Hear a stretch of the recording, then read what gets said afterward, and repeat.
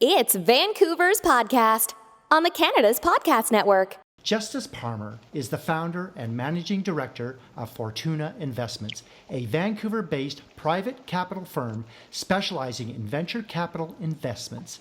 It has raised more than $300 million for 125 early-stage companies and facilitated the IPO of 24 companies, blockchain, renewable energy, and lithium exploration. A strong believer in giving back, Justus is an active board member and fundraiser for Face of Today and Youth Education Farms and the Justus Parmar Group Scholarship Foundation. Well, Justus, welcome to the show. Thanks for taking the time today to be here for all our listeners. Robert, my pleasure. Thank you for having me. Okay, I want you to tell us a little bit more about yourself, where you're from, and give us the details on your current business. Sure. So it's a great question. So I'm actually born and raised on the west coast of Canada. I'm born in a small town called Duncan, British Columbia, which would be on Vancouver Island. But for the last 15 years, I've moved and resided in Vancouver. I guess most recently, as I was mentioning to you before, I've bought a house in Los Angeles, so I've been splitting time between Vancouver and LA. Some of the details about, I guess, my firm, I think you did a very good job of kind of explaining the broad strokes of it. We're a venture capital fund. We're a firm who believe in people and ideas and businesses, and so we're the venture, kind of the capital arm to help grow people's entrepreneurs' businesses. And I think, as you kind of mentioned, I've been a part of many go public strategies. I've helped a ton of companies go public. I've raised a ton of capital, and so currently we're not taking outside capital, and we're just investing our own firm capital. Also, I've been recognized as one of Business in Vancouver's top 40 under 40 individuals this year, so I'm very grateful for that. Okay, now did you need financing to start your company, and how do you currently make money in your business now? So that's a good question as well. So for sure, for Fortuna Investments certainly did need capital to get going initially. I guess fortunately it was my own capital that funded it, so I didn't actually have to go to the Royal Bank of Canada or a credit union or my buddies or my parents to get that capital. I've been a part of some pretty successful kind of major deals in Canada here. 30 million to $1 billion. That's pretty big kind of ROI. That company is now public and it trades about $1.5 billion on any given day. So, fortunately, as a result of some good investments, some very, very good dealings, I was able to use my own capital to fund things like office space, personnel, computers. All the certain things that are required to have a successful business off the ground. Okay, what is the long-term vision, and what will your company look like in the future? Do you see the company expanding into other areas, and where, beyond Vancouver, BC, or even Canada? Yeah, so it's another good question. So I guess first and foremost, so again, we started as kind of one person, when I first got it going. We're up to over, I think we're 12 now. I think we're 12 in Vancouver. We just opened a Toronto office last month. Very excited about that in Yorkville at 99 Scholar Street. A gentleman by the name of Abby is going to be running point for us in Toronto. I think it's very important for us, for Fortuna Investments and companies out of the West Coast, to have a presence in Toronto. Say what you will, but it is the center of the financial universe, at least for Canada. So having a presence there is very exciting for us. I'm planning on opening an office in Los Angeles as well too. The LA, the Southern California area is 20 million people. So on a net basis, there's a lot of very exciting things happening there. So I think it's imperative that, again, just having a Vancouver footprint is fine. You can do very well in Vancouver, as Lululemon started out doing. But beyond that, I think you need to start to grow, nationally first, and then obviously internationally, to really get a big, high profile for whatever your business may be. Okay, well, we've learned a little bit about you, and we learned a little bit about Fortuna, but we want to talk about doing business in Vancouver.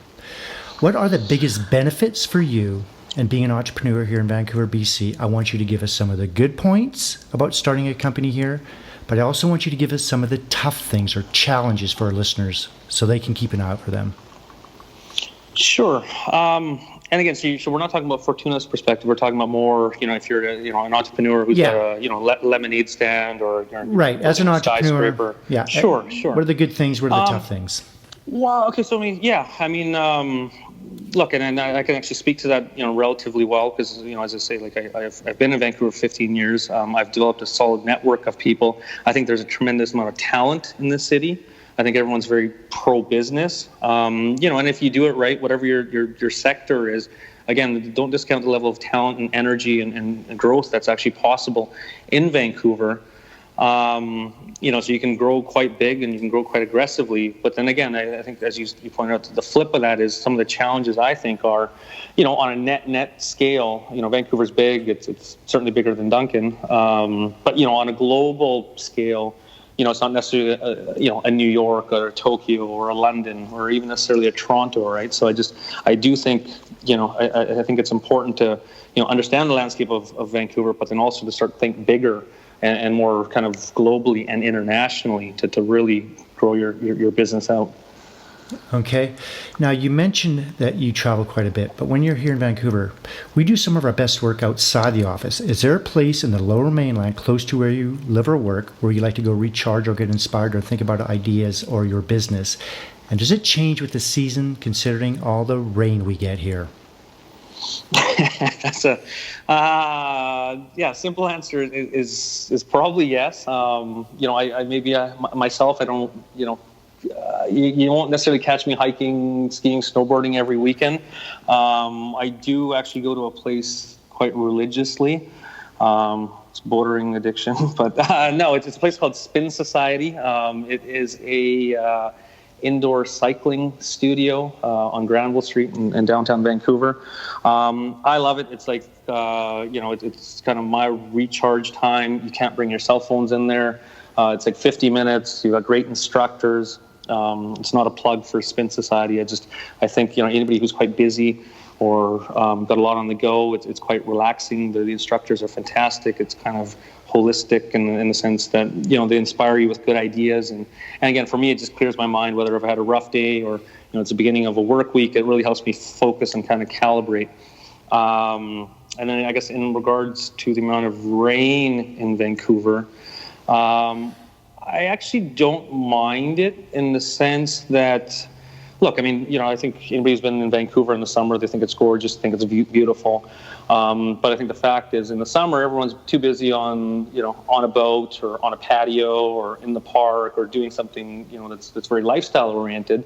And the fact of the matter is, like, it's November, whatever the date is today. The rain actually helps people work because the weather's actually so miserable outside. You can actually focus on getting a lot more work done because, when you're outside, you might not be able to actually get as much work done. Right. Okay. Well, we have a lot of international listeners, so this next question, I want you to speak to them. If you were to start all over again and you just moved here to Vancouver, BC, but this time you don't know anyone, knowing what you know now, what would you do and how would you go about starting all over again as an entrepreneur? Again, so this is I think a relative, this is a question I could probably relate to as again, I am a foreigner, I'm an outsider. I did not grow up in Vancouver. I've had the benefit of being here in almost 15 years.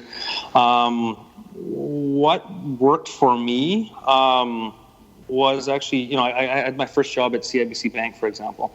And so, being at a big company as an entrepreneur might not be the greatest, but what it allowed me to do is I met some very, very cool people working there. I met some great people who used to come into the bank. And just for somebody from the outside, it actually allowed me to kind of get my feet underneath me. I met some very cool people. I've kind of figured out what I wanted to do, what I didn't want to do. And just kind of having that social network, I think that's very important if you're coming into a new city. Because, if you don't know anybody, the place is actually quite lonely.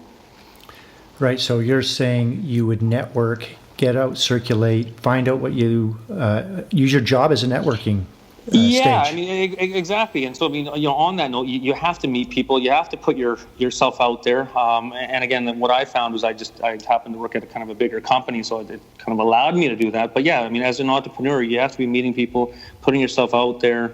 That's one of the major ways that you're able to grow as a person and as an entrepreneur. You always knew that you would get out there, even though you were with CIBC, you knew that some way down the line you would be an entrepreneur on your own, and you need to take those networks with you. Exactly. Okay, let's talk about your routine.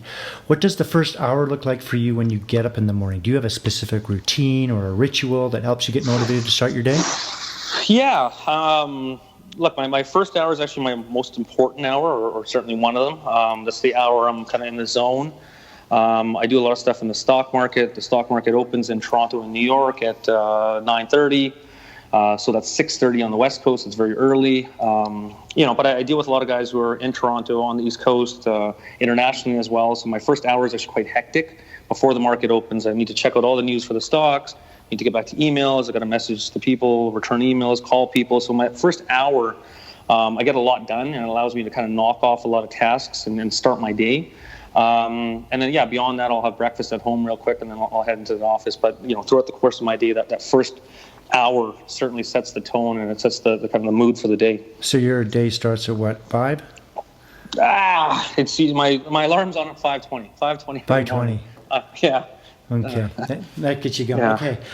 Do you think entrepreneurs have to be weird or unique in a positive way, or are wired differently?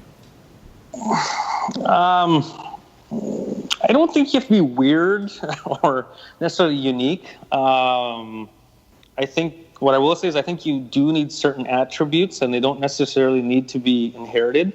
I think they can be learned.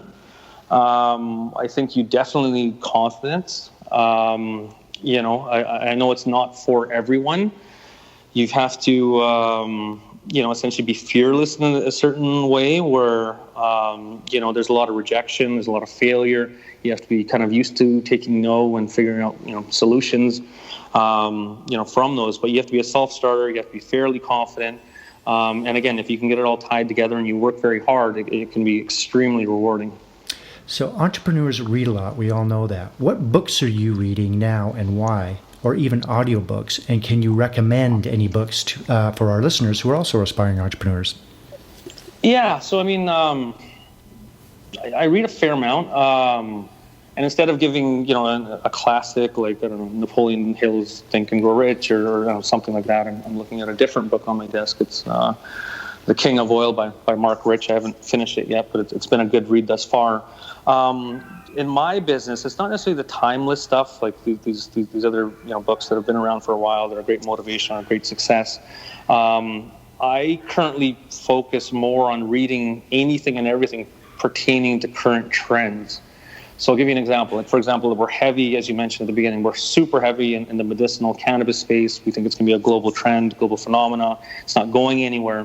And so knowing that and knowing that we're not only investing in Vancouver or in Canada, we're investing internationally, I need to know more than everybody else out there, and I need to know more than my competition. So whether that's me, reading the front of the Vancouver Sun, me going to an airport, seeing cannabis on the front of Time, me getting an article from my buddy from a blog. So I immerse myself in current information, current trends, become a specialist, and try and know more than everyone else out there. And that's what makes me an expert in the certain field that I'm investing in. Any online or offline tools that you use on a daily basis? I'm fairly old-fashioned. I know I'm only 35. I did have a birthday last week, actually, so I'm 36. But I'm very old school in the sense that, if you've ever taken a meeting with me, I'm a very pen and paper type of guy. So those are often tools that are kind of very basic. So you're technically young at 35. Paper and pen. Do people ever say to you why? Oh yeah, all the time. All these, all these guys, they look at me like I'm crazy when I'm, physically taking notes and doing things, and they're telling me, no, you can just do this as quick on your phone, or you have these gadgets, and you get business cards. I manually upload them or have my assistant do them. But yeah, so you're right. But what I've actually learned, Robert, what I've learned is, hey, I'm doing okay. I've got an iPhone that does virtually every single thing you can imagine. I'm talking to you on my iPhone right now, whether it's me scheduling my calendar, me returning emails, me pulling up information, me being abroad in Costa Rica, Dubai, you name it. This iPhone is actually quite remarkable here in 2018, where it actually allows you to do anything and everything you would be able to do as a successful entrepreneur. Okay, let's talk about how you relax. How do you balance work and how do you relax and not think about work? And what are your favorite activities to do in BC? There are a lot you can do here. Do you ski? Do you bike? Do you kayak, golf, hike, or simply go for a drive?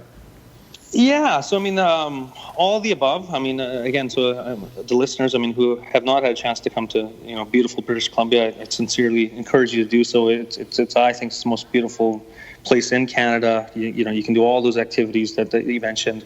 I have not tried kayaking yet. I would like to, but with the exception of that, yeah, I'm an outdoors guy. I think fortunately, I've kind of developed my practice in a way where I don't necessarily divide work and my kind of relaxing life or social life, much in the way maybe I used to when I was a young guy at CIBC Bank, where it's like, oh, hey, I'm working. I start at 9, I finish at 5. Now this is my social time. Being an entrepreneur or as a business owner or an investor, things don't actually end at start or end at a certain time. And so I've been graced by the good luck of God to go for nice dinners with colleagues and friends and, enjoy, because we're actually in a pretty special place here in Vancouver, British Columbia. Right. Okay. If you weren't doing what you do now, what would you like to do for a profession? If I was not doing what I'm doing now, what would I like to do as a profession? Yeah. What else would you be doing? What else would I be doing? I've always had an affinity for the law. I guess. I always thought, or I pictured myself going to law school for one reason or another. I didn't actually go that route. I ended up kind of more businessy, but it's always kind of been a passion of mine. I'm very kind of analytical. I like winning. I don't like injustice. Funny enough, over the weekend, there's a documentary called Making a Murderer, Part 2. I turned it on at about 10 o'clock at night on Friday. Fast forward, it was about 4 a.m. I realized I watched 6 episodes. I slept for a few hours. I watched the other 4 or 5, and I banged out this whole thing. Kind of embarrassed to say so in a short period of time. But again, it's a legal show. It's very interesting. If you guys haven't had a chance to watch it, it's a very interesting documentary on Netflix. But yeah, so I mean, look, the law has always been kind of passionate to me. I always liked understanding it. It's important as an entrepreneur and many businesses understanding that. And again, if I could, maybe do it all over again. Maybe I'd like to, explore a field that's more legal oriented. What kind of a job would you not like to do? Couldn't do it? Honestly, right now, I could never go back to 9 to 5. I would not, never be able to go back to 9 to 5. It was good for the time. It was good structure. I might not have known any better at the time, but again, for me, things don't. Work or entrepreneurship does not start at a certain time and end at a certain time. And I guess if you kind of grasp that or wrap your head around that, to then work those hours, you kind of feel not fulfilled. So yeah, anything that's got a hard start and a hard finish, I could not do it probably a 9 to 5 anymore. Do you have a wind down time? Like you figure anything past 10 o'clock you want to wind down, or there is no structure at all? It's, look, I try and go to bed at a reasonable hour, but it always changes. I mean, especially in the kind of business I'm in, it's very fast paced. We're trying to win deals. We're trying to, make investments. Most of our, a lot of our investments are different time zones. So we're having to stay up to talk to people in Germany. But yeah, so, Rob, simple answer is no, there's no real concrete time on when I try and shut it down. I do try and take some time for myself, whether it's late at night or on a Sunday afternoon or something, just to kind of relax and unwind, because I do think it's important to be fresh, mentally. Because again, I've got colleagues and stuff who grind themselves like crazy, and then you see them after they're just so run down, and there's no joy or solace in that either. Right. In business, what is your favorite word, quote, or sentence that you like to use? In business. Well, if you ever walk around my office in Vancouver, you'll probably hear the word wow, or massive, and they're, I guess, somewhat interchangeable. But yeah, because we're always trying to find big ideas. We're trying to do big deals. We're trying to do things bigger and better. So, we say wow and probably massive quite a bit, and it's kind of a staple around here. But yeah. What is your least favorite word or sentence you do not like to hear? Oh, least favorite word is no. Never ever want to hear no. I don't like no. It's not in my vocabulary. Again, the people in this office can probably attest to it better than I can, but like we don't like hearing no. We're in the results business, we're in the solutions business, and so again, if colleagues of mine or people that work for me come to me and say, no, we can't do this, you better have a very good answer of why we can't do that, because I'm more actually interested in the solution or kind of getting around that objection than just being so fixated on no. So if they're coming into your office and they kind of think they're going to say no, they pretty well know that's not a good idea. Oh, it's a terrible idea. They don't even come in anymore. Sometimes they'll just send emails. No, that's they stay away. If you had to pick one or two words to describe yourself, what would it be and why? If I were to choose one or two words to describe myself, I'll give you kind of a series of words. Maybe I'm okay. Very motivated. I'm very, I think I'm successful. I'm very passionate. And again, as I kind of mentioned before, I love winning. I don't think anybody likes losing, but I've kind of set it up in a way where, if all else equal, why would you not want to win? And it's very easy to win once you have the right tools and infrastructure and people around you, and you're passionate about something. We want to excel. We have a commitment to excellence, and we want to kill it at every kind of opportunity. Okay, what keeps you up at night, if anything? What keeps me up? What keeps me up is probably it's not a fear-related kind of like, oh no, what keeps me up? I'm scared of this or I'm scared of that. It's probably actually the inverse. What actually keeps me up and kind of screws me up sometime where, again, I don't sleep as well as maybe I should. But I'm actually quite eager. Like, I'm excited for the next day. Like, I know I've got a lot of stuff to do, but it's not a fearful way. Like, I'm eager to, okay, great, I've got this meeting, I've got that, I'm going to prep for this, or, oh no, I can't wait for the morning because I got to call this guy. And so it's actually like a genuine, enthusiasm or eagerness to, start that next day. So I think that's what probably, if anything, keeps me up at night. Okay, I want you to give us the top 3 things on your inspired life list. This could be travel more, this could be a TEDx talk, this could be writing a book, this could be philanthropy, anything like that? A couple. I love U.S. presidents. I love the opportunity to have lunch or meet Barack Obama or spend some time picking his brain. I think that would be ultra cool. I think he's a very intelligent guy, and he's probably seen more than all of us combined. And so mentorship and just learning from people that have experienced cool things is something on an inspired list. I think beyond that, career-wise, I think we're already growing nicely, with Fortuna into, as I mentioned, Toronto, Los Angeles. I think that's, well on its way. Personally, as I mentioned, I'd love to start a family one day. I'd love to kind of instill some of the values and learnings and education that maybe my parents have taught me and that I've also learned, and I'd love to, continue that on. I think that's it should be very rewarding. And then I think you mentioned, so travel. Travel? As you mentioned, mm-hmm. Travel. I travel a ton. I'm good with travel. I've been to most places around the world, so I think I'm okay with the travel stuff. And then in terms of charity, the one thing I know you alluded to it, Robert, at the beginning. A lot of guys, I'm on the boards of charities. I've donated millions of dollars to charity. I'm, very active in the scene and on boards and whatnot. And I give scholarships every year to UBC students who are interested in capital markets or venture capital or entrepreneurship. But the one thing I will say is, some of my friends and some of the people that I meet in the charity circles, you'll see them start to kind of give back at 60, 70, 80 years old. And again, everyone's different, so it might be a situation of circumstance where they didn't have enough money to give back earlier, and now they have enough opportunity to give back. Or if it's like, holy cow, I'm on death's bed, I can't die with this, so I may as well give it away.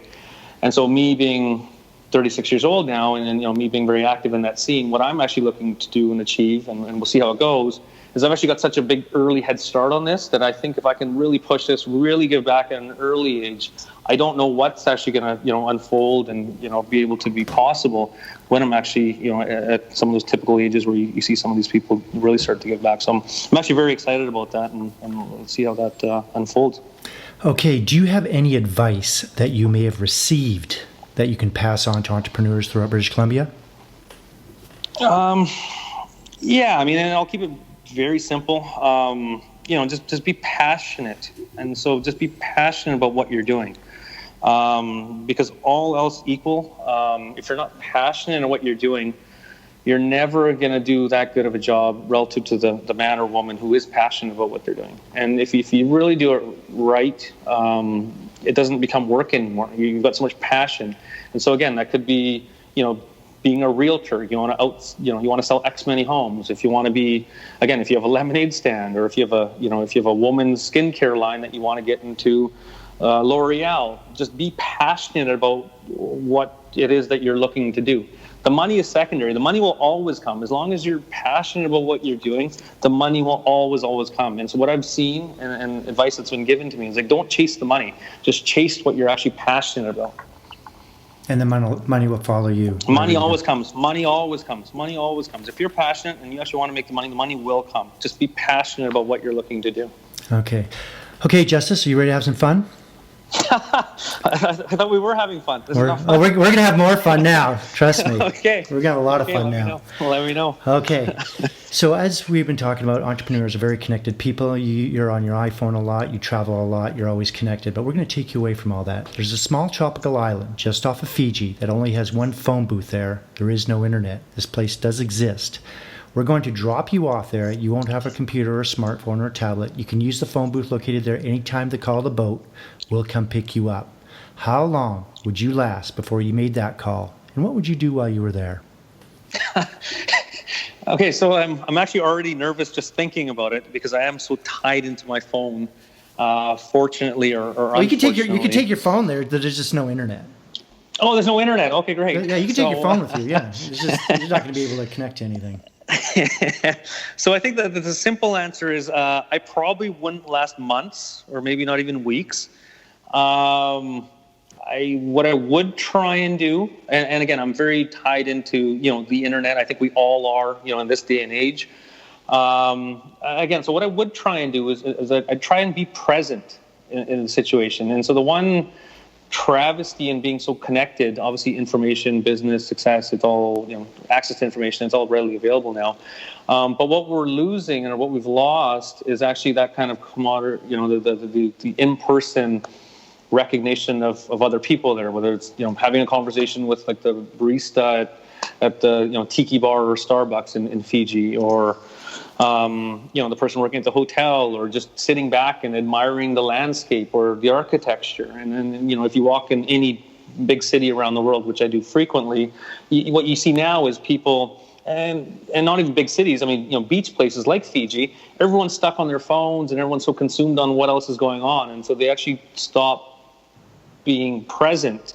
I watched this show actually a little while ago. It was Anderson Cooper on CNN, and so he, I think, suffers from the same ailment that I do, that you're so dialed into the connectivity, etc. And so basically the thing was, he checked into this like wilderness retreat thing. I think it was outside of San Francisco with other Fortune 50 or like executive people that, again, were too dialed into their internet. And so what you'd see when you watch that program was, for the first little bit, everyone had so much anxiety. They really wanted to go check their phones, and there was almost distracting and debilitating for a point in time. But as soon as that overcame, the next day, they actually had great conversations. They saw things that they didn't see, previously. Like I've got this one thing as well, just to elaborate on that, where I go for dinner with a group of friends, and so generally, if you're at the dinner table with me, I'll be on my phone some of the times, not all the time. But my group of friends, what we'll do is we'll all throw our phones in the middle of the table, like in this bucket or wherever they'll give us. And the first person that actually reaches for their phone, throughout the course of dinner, they actually have to pay the bill. And so, sorry, I'm kind of going on here, but has it worked? I guess has it worked? Has someone picked up their phone and paid the bill? Oh yeah, no. I mean, somebody's got to bite, so someone's obviously got to go first. It's obviously a big bill, but when I'm on an airplane, for example, like if some of the flights to Europe and even Toronto for that matter don't actually have Wi-Fi. First it is kind of uneasy because you actually want to get work done. You're like, oh no, I'm offline for X amount of period. But after that actually passes, you're like, oh wow, like let me enjoy this movie, let me enjoy this glass of wine, let me think about the week that's to come, let me think about my day, let me think about the relationships that are important to me. So I think in this scenario in Fiji or wherever, I would try my absolute best just to enjoy the beauty around me and take that all in, before I'd make that call from the payphone to get me off that island. Okay, great. Justus, how can our listeners get hold of you? And is there anything you'd like to add before you leave us today? No, I don't think so. I think everyone's, got the individual, capability to, believe in themselves, be confident. It's not always easy to be confident in whatever it is that you're looking to do. I know this is obviously an entrepreneurial podcast. I'm not necessarily an expert in every single thing, but I've developed a very good practice. I've learned a lot. I'm always looking to help and grow people, whether that's in their business side, capital-wise, or mentorship. I mean, anything across the board. I love building things, and I love seeing things, being successful. I do appreciate, Robert, for you having me on the program. I think it's excellent. I've listened to many other podcasts. It's great work what you've been able to put together. Thank you. And again, thank you for having me on the program. Okay, well, thank you for coming on the show. I've learned a lot about you, and I'm sure our listeners have as well. Amazing. Thanks, Robert. Great. We'll see you next time.